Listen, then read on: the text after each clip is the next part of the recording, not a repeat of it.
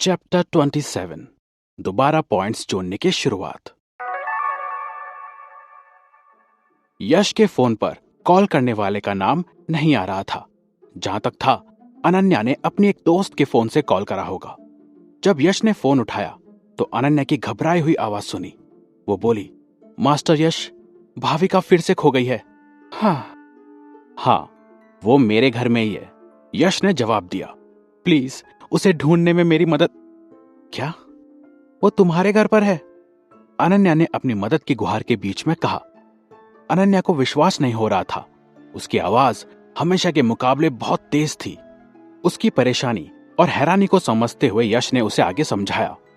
भाविका तुम्हारा फोन तुम्हारे पास लेके आना चाहती थी, पर वो तुम्हारे ऑफिस का नाम भूल गई थी और उसके पास अपने घर की चाबी भी नहीं थी, इसलिए वो रिक्शा करके मेरे घर आ गई। अनन्या को समझ नहीं आया कि वो चीजों के ऐसे अजीब मोड़ लेने पर कैसे बर्ताव करे। उसे वापस अपने होशो हवास में आने में थोड़ा समय लगा और फिर उसने यश को धन्यवाद करते हुए कहा, ओह अच्छा, मैं अब समझी। तुम्हारा बहुत बहुत शुक्रिया मास्टर यश, मेरी वजह से तुम्हें फिर से परेशान होना पड़ गया। यश ने सिर हिलाते हुए कहा, कोई बात नहीं, मैं भी यहां पर भाविका के साथ कुछ अच्छा टाइम बिता रहा हूं। अनन्या ने कहा, मैं तुम्हें इतना परेशान करने के लिए शर्मिंदा हूं। मैं अभी के अभी तुम्हारे पास आती हूं। और फोन काट दिया।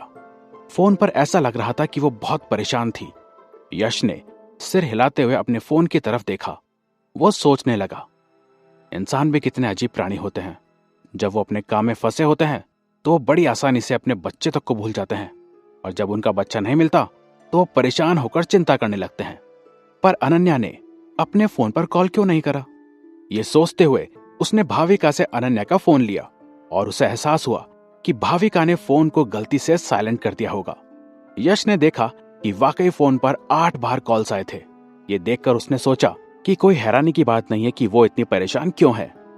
चूंकि अनन्या उसके घर आने के रास्ते में थी, यश उठा और उसने सोचा कि वो भाविका को अपने मोहल्ले के दरवाजे पर ले आए।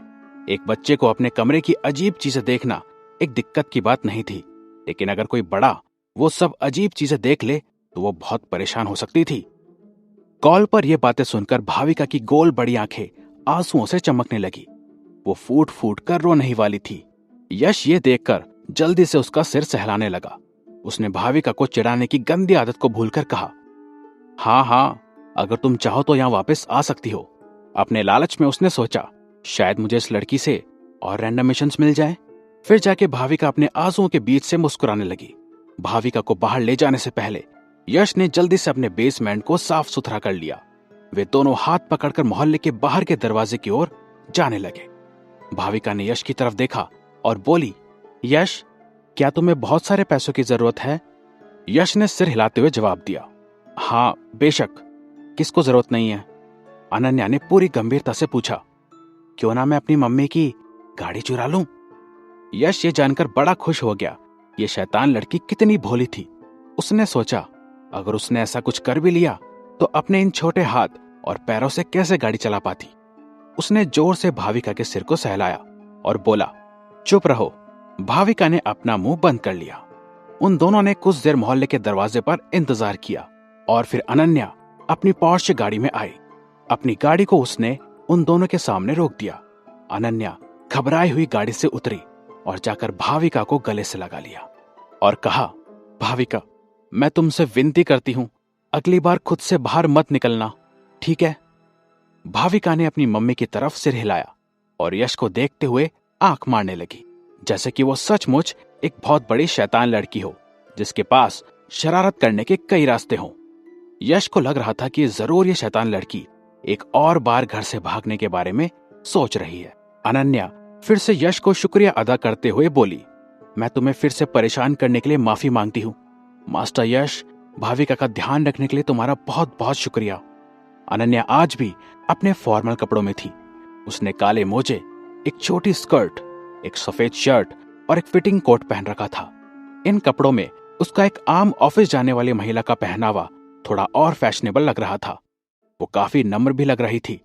उसके पहने हुए महंगे और अच्छे कपड़े उसे एक समझदार महिला जैसा आकर्षण दे रहे थे। उसके पिछले पहनावे की तुलना में यह पहनावा उसके स्वभाव से काफी मेल खा रहा था। आखिर उसका स्वभाव बहुत शांत और नम्र था। उसके अंदर बहुत कोमलता भी थी। यश ने अनन्या का फोन उसे वापस लौटा दिया और आराम से समझा भी दिया। फिर उसने और ज्यादा देर माँ और बेटी को नहीं रोका, क्योंकि रात होने लगी थी। जब यश ने अनन्या की गाड़ी को दूर जाते हुए किनारे से गायब होते देखा, वो अपने मोहल्ले के अंदर जाने लगा। बिल्कुल उसके बेसमेंट के अंदर जाने से पहले यश के फोन पर एक सूचना आई। उसमें लिखा था कि अनन्या ने उसके खाते में 300 रुपए भेजे थे। जरूर भाविका ने अनन्या को उन खर्चों के बारे में बताया होगा जो कि यश ने आज भाविका पर करे थे। ये पैसे जरूर उसकी भरपाई के लिए होंगे। और बिल्कुल यश ने अनन्या की बेटी का ध्यान रखकर उसकी काफी मदद करी थी और उसे भाविका के कराए हुए खर्चों की भरपाई मिलना बनता था। यश ने अच्छा बनने की कोशिश नहीं की और चुपचाप वो पैसे स्वीकार कर लिए। अनन्या अपनी पोर्श गाड़ी पूरी रफ्तार से रास्ते पर चला रही थी।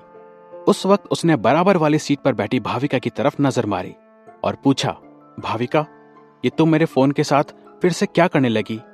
भाविका ने एक अच्छे इंसान की तरह कहा, यश ने मेरी रिक्शा का किराया दिया था और मेरे खाने के पैसे भी, इसलिए मैं उसे उसके पैसे वापस लौटा रही हूं। अनन्या ने सिर हिलाते हुए कहा, ठीक है, ये तो बहुत अच्छी बात है। फिर थोड़ा सा रुककर उसने प्यार से कहा, भाविका, तुम्हें अपने से बड़े किसी को भी उसके नाम से नहीं बुलाना चाहिए। तुम उसे अंकल कहकर बुलाओ। ओह, भाविका ने अपने होठों से पाउट बनाकर कहा और बात आगे और नहीं बढ़ाई। चूंकि अनन्या गाड़ी चलाने में व्यस्त थी, भाविका भी आगे और कुछ बात नहीं करना चाहती थी, तो गाड़ी के अंदर का माहौल वापस अंधेरे और सन्नाटे में आ गया। फिर 2 मिनट के बाद भाविका अचानक से बोल पड़ी, मम्मी, यश को पैसों की जरूरत है। अनन्या ने शीशे में पीछे से आती हुई गाड़ियों को देखा और बोली, कितने पैसों की जरूरत है? भाविका ने जवाब दिया, पूरे 10 लाख। इस बात से अनन्या बिल्कुल हैरान नहीं हुई। वो अपनी आंखें सीधी सड़क की तरफ रखते हुए बोली, क्या उसने तुम्हें ये मुझे बोलने के लिए कहा था? भाविका ने अपना सिर हिलाते हुए कहा, नहीं नहीं, ये तो मुझे खुद से पता चला। उसे ये 10 लाख रुपए अगले 6 महीनों के अंदर कमाने हैं। बोलते हुए अनन्या चुप हो गई और आगे बात नहीं करी। भाविका ने बड़ी उम्मीद से अपनी मां की ओर देखा और बोली, क्या हम उनकी कोई मदद नहीं कर सकते? उधर जैसे ही यश ने अपने बेसमेंट के अंदर कदम रखा, उसके सिर में एक बीप बज पड़ी, रैंडम मिशन कंप्लीटेड। यह शायद अब तक का सबसे आसान रैंडम मिशन था। उसे किसी से लड़ाई करने की कोई भी जरूरत नहीं पड़ी, बल्कि उससे कुछ ही नहीं करना पड़ा। बस अपने घर पर बैठा और टीटू की मदद से भाविका का मनोरंजन करा, यहां तक कि उसको उसके पैसे भी मिल गए। उसने सोचा, कितना अच्छा दिन रहा है आज का। हाँ, वैसे ये टीटू कहाँ है? टीटू बस एक मुरझाई हुई टहनी नहीं था। जब यश वापस आया तो टीटू ने अपनी डाली आगे बढ़ाई और एक अंक का इशारा यश के मुंह के आगे बना दिया। यश समझ गया कि टीटू क्या कहना चाहता था। वो बोला, अच्छा ठीक है, मैं तुम्हें एक दूध का पैकेट दे दूंगा। आखिरकार टीटू ने आज बहुत अच्छा काम किया था। यश ने उसके लिए कुछ संगीत बजाया और टीटू के गमले के अंदर एक गिलास दूध डालने लगा। जिस दौरान टीटू खुशी से मचल रहा था, यश की आंखें घर के अंदर किसी और चीज को ढूंढने लगी। पॉइंट्स ऐड करना यश के लिए एक नशे की तरह था। उसे बहुत बुरा लगता अगर वो कोई पॉइंट ऐड नहीं करता। उसे बस अभी एक रैंडम पॉइंट मिला था और वो उसका इस्तेमाल करने के लिए बहुत उत्सुक हो रहा था। उसने आसपास पड़े सामान की ओर देखा और बड़बड़ाने लगा, तुम प्यारी प्यारी चीजों में से आखिर किसको चाहिए रैंडम पॉइंट? ये बोलते हुए उसकी आंखें उसके पलंग पर रखे लंबे गोल तकिए पर पड़ी। ये एक लंबा सा गोल मसन तकिया था जिस पर एक कुत्ते के सिर की तस्वीर बनी हुई थी। ये एक तोहफा था जो उसे पिछले साल उसकी मॉल की नौकरी पर उसके सुपरवाइजर से मिला था। उसके बेसमेंट में कोई सोफा नहीं था, इसलिए उसने ये तकिया अपने पलंग पर रख दिया था। वो सोते हुए इस तकिए को गले से लगा लेता था या फिर इसे आराम करते समय अपने हाथ पर रखने के लिए इस्तेमाल करता था। ऐसा लग रहा था तकिए पर बना हुआ कुत्ता यश की ओर अपनी बड़ी बड़ी गोल आंखों से देख रहा हो जैसे उसकी पसंद से वो बहुत नाखुश हो। यश ने उसकी तरफ इशारा करते हुए कहा, मैं तुम्हें चुनता हूं। यश अपने हाथ धोने के लिए बाथरूम में चला गया। उसने वो खास साबुन का टुकड़ा लिया और बड़े ध्यान से अपने हाथों को धोने लगा। हाथ धोते समय उसे एकदम से ध्यान आया कि उसने पिछली बार क्षमता निकालने के मौके पर अपने हाथ नहीं धोए थे, क्योंकि ईंट से अपना मुंह फोड़ने पर उसका कुछ ज्यादा ही ध्यान था। यह एहसास होने पर उसने सोचा, शायद यही रीजन है कि मुझे इंग्लिश से जुड़ी हुई कोई एबिलिटी नहीं मिली। इस बात को ध्यान में रखते हुए उसने अपने दिल से प्रार्थना करी, मुझे ये पॉइंट जीवन के विकास के लिए डालने देना, मैं विनती करता हूं। अपनी प्रार्थना करने के बाद यश बाथरूम से बाहर आ गया। उसने कुत्ते की तस्वीर वाले उस तकिए को गले से लगाया और पॉइंट सिस्टम खोल दिया।